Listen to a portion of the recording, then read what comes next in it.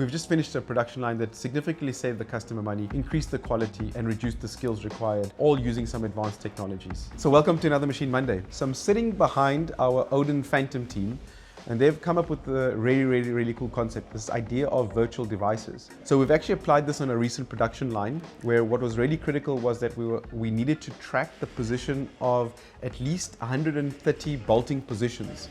So to do that, we did that in a couple of ways. We installed 8 cameras inside this production line with 4 different NVIDIA Jetsons.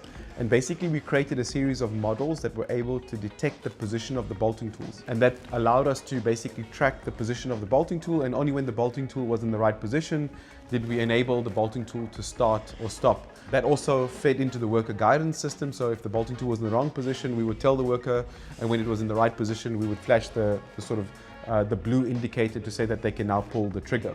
One of the other requirements was to ensure the operator picks the right length of bolt. There were 2 different lengths of bolts. Again, we used the AI camera to guide the operator to make sure they pick the right bolts. Also barcode scanning, there were multiple positions that we needed to scan, and so making sure the operator positions the barcode scanner in the right place was ensured by using Odin Phantom, by creating an AI model. We connected some really key technologies in one system, so NVIDIA GPUs, Siemens PLCs, Bosch tightening tools, all controlled by Odin Phantom and Odin Workstation as the main operating system for this particular production line. There were some significant customer benefits. We reduced the amount of hardware required on the station by virtualizing a lot of the position control. We had hot-swappable bolting tools, so we could use a common controller for multiple bolting tools. The other thing that we significantly reduced was the skills required to work on the production line using worker guidance and the computer vision. On top of that, we made sure that the quality was achieved by making sure that the process is adhered to at all times, even if the operator is not as skilled or as trained up as required.